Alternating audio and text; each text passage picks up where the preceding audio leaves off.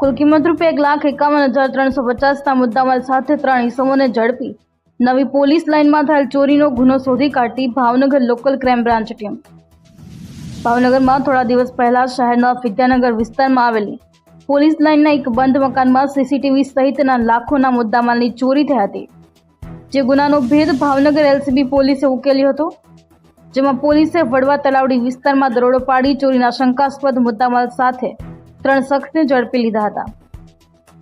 પોલીસે આરોપીઓ પાસેથી અંદાજે રૂપિયા 1.51 લાખનો મુદ્દામાલ કબજે કર્યો હતો અને આ મામલે આગળની કાર્યવાહી માટે 3 આરોપીને નીલમબાગ પોલીસ સ્ટેશન સોંપવામાં આવ્યા હતા, જ્યારે આ બનાવમાં અન્ય બાકી 2 ઇસમને ઝડપી લેવા કાર્યવાહી હાથ ધરવામાં આવી હતી। આ બનાવ અંગે એલસીબી કચેરીથી જાણવા મળતી માહિતી મુજબ 8 ફેબ્રુઆરીના રોજ ભાવનગર લોકલ ક્રાઇમ બ્રાન્ચની ટીમ શહેર વિસ્તારમાં વણ શોધાયેલ મિલકત સંબંધિત ગુનાઓ અંગે તપાસમાં હતી, જે દરમિયાન પોલીસને બાતમી મળતા વડવા તલાવડી વિસ્તારમાં આવેલા વિઠ્ઠલના ડેલામાં રહેતા મિહિરભાઈ ભંગારીના ઘરે તપાસ કરતા પોલીસ લાઇનમાં થયેલી ચોરીનો મુદ્દામાલ મળી આવ્યો હતો।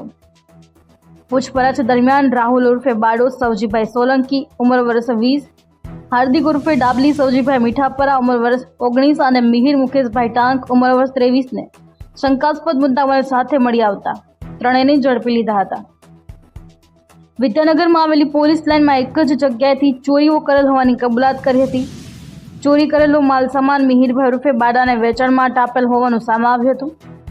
આ ગુનામાં હજુ અમુક સામાન બાકી છે, જે માલ હાલમાં ફરાર થયેલા આરોપી સુલેમાન સર્કિટને આપ્યો હોવાની કબૂલાત કરી હતી।